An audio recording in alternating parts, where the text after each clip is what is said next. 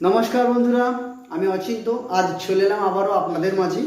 আজকে আমি একটা অসাধারণ বিষয় আপনাদের সাথে আলোচনা করব।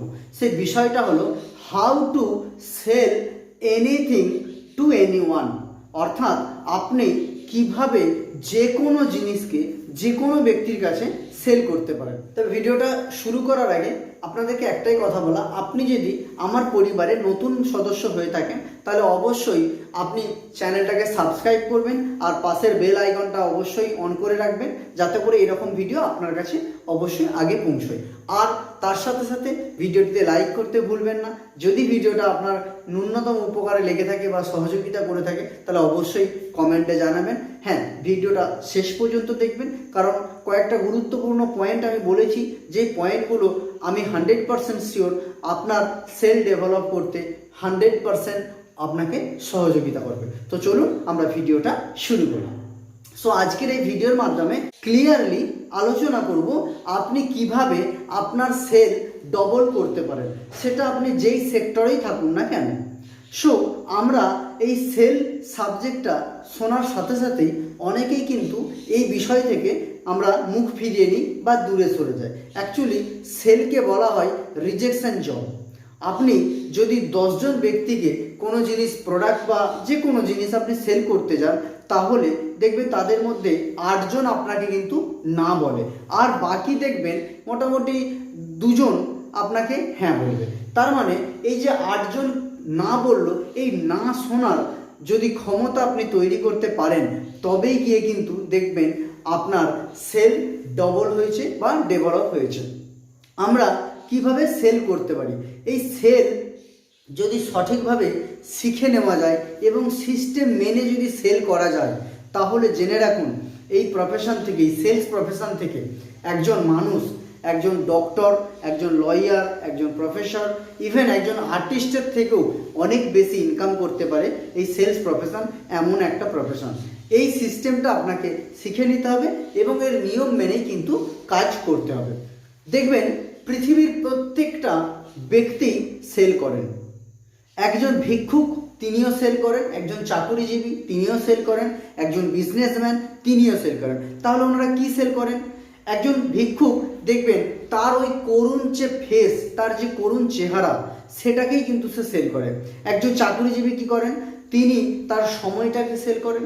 একজন বিজনেসম্যান কি করেন? তার বিজনেস করার যে দক্ষতা, এক্সপিরিয়েন্স, সেটাকে সেল করেন। অতএব প্রত্যেকটা মানুষ কিন্তু আমরা সেল করি। বিক্রির জন্য না গিয়ে একটা ব্যক্তির প্রয়োজন মেটানোর জন্য যদি আপনি যান, তাহলে দেখবেন সেই সেলটা অনেক গভীর হয় এবং অনেক সুন্দর হয়। How to sell a product. আপনি কিভাবে প্রোডাক্ট সেল করবেন? ধরে নিন আপনি কোনো একজন ডক্টরের কাছে গেছেন, আপনার পেটের ব্যথা বা আপনার ধরুন শারীরিক কোনো একটা সমস্যা নেই। তো ডাক্তারবাবুর কাছে যাওয়ার সাথে সাথে ডাক্তারবাবু যদি আপনাকে বলে, ঠিক আছে আপনি শুয়ে পড়ুন, আপনাকে এখনই আমি পেট কেটে অপারেশন করে দিচ্ছি, তাহলে কি মনে হয় আপনি ওইখানে থাকবেন না দৌড়ে পালাবেন? ঠিক সেম আমরা কোনো কাস্টমারের প্রয়োজন না বুঝে তাকে যখন কোনো জিনিস সেল করি, তার মনের মধ্যেও কিন্তু এই জিনিসটাই ঘটে। অর্থাৎ একটা ক্রেতা প্রয়োজন বুঝুন এবং প্রয়োজন বুঝে তার মনকে যদি আপনি আপনার দিকে কনভার্ট করতে পারেন, তবেই গিয়ে কিন্তু দেখবেন একটা সুন্দর সেল কমপ্লিট হয়। একজন ডক্টর দেখবেন তিনি যখন পেশেন্টকে দেখেন বা ট্রিটমেন্ট করেন, তার কয়েকটা স্টেপ তিনি কিন্তু মেনে চলেন।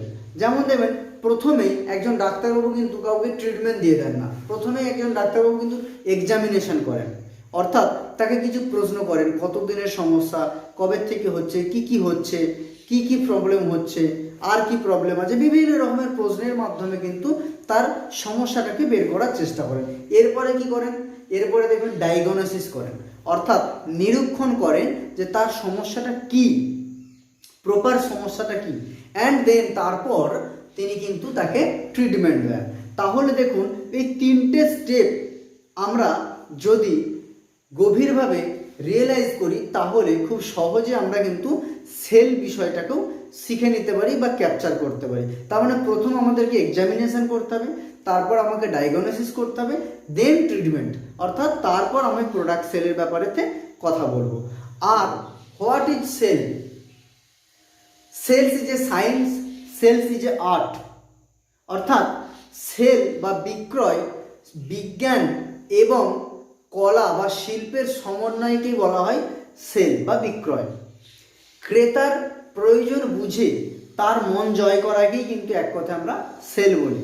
ঠিক আছে, সেল মানে বিক্রয় করা নয়, সেল মানে ক্রেতার মনকে বুঝে তাকে কেনার উৎসাহ বাড়ানোটাই কিন্তু সেল। আমরা ছোটোবেলাতেও অনেক কিছু সেল করতাম। আপনি একটু খেয়াল করে দেখুন, আপনার মায়ের কাছে গিয়ে মায়ের গলা আগড়ে ধরে তার গালে চুম খেয়ে তাকে বলতেন, মা একটা আইসক্রিম খাবো, একটু পয়সা দাও না, মা একটা চকলেট কিনবো, একটু পয়সা দাও না। করতাম না আমরা ছোটোবেলায় করেছি। অনেক সময় আমরা বাবার কাছে গেছি, বাবা যখন ভালো মুডে আছেন, ভালো হাসি ফুর্তির মধ্যে রয়েছেন, তখন কিন্তু বাবার কাছে গিয়ে আমরা বিভিন্ন কিছু বাবাকে আবদার করেছি, বাবা সাইকেল কিনে দাও, বাবা আমাকে স্কুল ব্যাগ কিনে দাও, বিভিন্ন কিছু আমরা আবদার করেছি। অর্থাৎ আমরা ছোটোবেলা থেকেই কিন্তু সেল করছি। সেলে আমাদের কিন্তু প্রত্যেকের এক্সপিরিয়েন্স আছে, বাট আমরা আমাদের সেই বিষয়টাকে ভুলে গেছি। এই কারণে আমরা আজকের ডেটে দাঁড়িয়ে সেলকে দেখলেই বা শুনলেই ভয় পাই।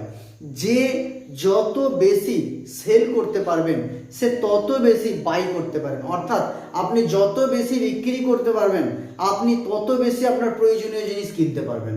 অর্থাৎ সেল যদি করতে শিখে যান তাহলে পৃথিবীর সমস্ত সুখ আপনি আপনার কাছে পেয়ে যেতে পারেন।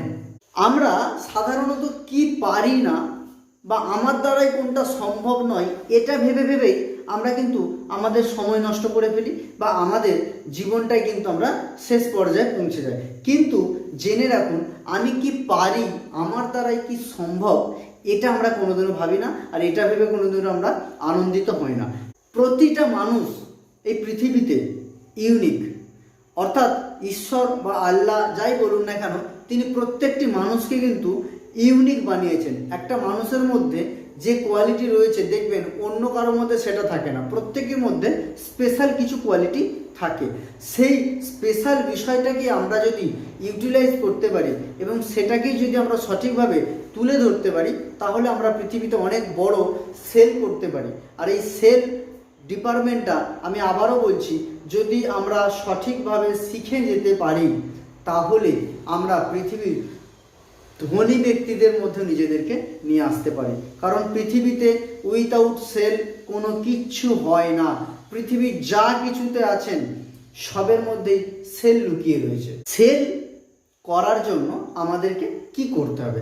আমাদেরকে প্রিপারেশন নিতে হবে। সেল করার জন্য আমাদেরকে কিন্তু প্রিপারেশন নিতে হবে। কি প্রিপারেশন? একটা ইন্টারনাল প্রিপারেশন, একটা এক্সটার্নাল প্রিপারেশন।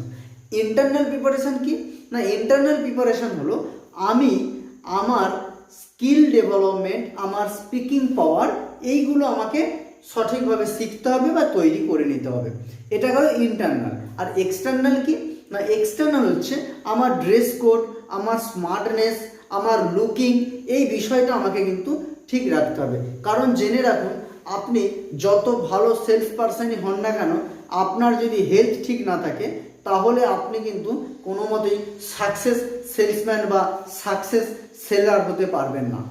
অতএব হেলথ আপনাকে নজর রাখতে হবে, আর আপনার ড্রেস কোড, আপনার আউটলুকিং, এগুলো কিন্তু আপনাকে খেয়াল রাখতেই হবে। দেখবেন আপনি যত দামি জিনিস সেল করতে যাবেন আপনার লুক তত দামি তৈরি করতে হবে। আপনি একজন BMW বিক্রিওয়ালা বা একজন মার্সিডিজ বেঞ্জ বিক্রি করেন, সেল করেন যিনি, তার সাথে আপনি পাড়ার মুদির দোকানদারের যদি কম্পেয়ার করেন তাহলে আপনিই বুঝে যাবেন যে যত দামি জিনিস সেল করতে চান তেনার কোয়ালিটি বা তেনার লুক কিন্তু ততটাই দামি তৈরি করতে হবে। আর একটা লাস্ট কথা, আপনি যখন কারো কাছে কোনো জিনিস সেলের জন্য যাবেন দেখবেন তাকে তার প্রাপ্য সম্মান, তিনি যতটা সম্মান পাওয়ার উপযুক্ত তাকে ঠিক ততটাই দিন। তার বেশি যদি দিয়ে দেন তাহলে তিনি কিন্তু সন্দেহ প্রকাশ করবে যে আপনি কেন তাকে এত সম্মান করছেন, তার মানে কিছু নিশ্চয়ই বিষয় আছে। লাস্ট আমি একটাই কথা বলবো, আমরা কোনো প্রোডাক্ট সেল করার উদ্দেশ্যে কারো কাছে যাব না। ওই ব্যক্তির প্রয়োজন কতটা সেই প্রয়োজনটাকে বুঝে তার মন জয় করাটাই আমাদের কাছে সেল। আর কোনো ব্যক্তিকে আমরা কোনো জিনিস সেল করার জন্য প্রেশার ক্রিয়েট করব না। তার এই জিনিসটার কতটা প্রয়োজন আছে, এটা তিনি না নিলে কতটা মিস করতে পারেন, এবং তিনি এটা না নিলে কতটা ক্ষতি বা লস হতে পারে, এটাতে তার কতটা উপকার হবে, তার কেনার উৎসাহটাকে আমরা বাড়াবো। এটা যদি আমরা বাড়াতে পারি তাহলে আপনার প্রোডাক্ট বাই ডিফল্ট সেল হবে। প্রোডাক্ট সেল করার উদ্দেশ্যে আপনি যাবেন না, আপনি ক্রেতার প্রয়োজন বুঝুন এবং তার মন জয় করুন, তাহলেই আপনার সেল কিন্তু কমপ্লিট হবে। সো আজকের জন্য এইটুকুই। নেক্সট আবারও দেখা হবে অন্য কোনো একটা ভিডিওর মাধ্যমে। ততক্ষণ পর্যন্ত সুস্থ থাকুন, সুন্দর থাকুন আর সবসময় পজিটিভ থাকুন। জয় হিন্দ, বন্দে মাতরম, নমস্কার।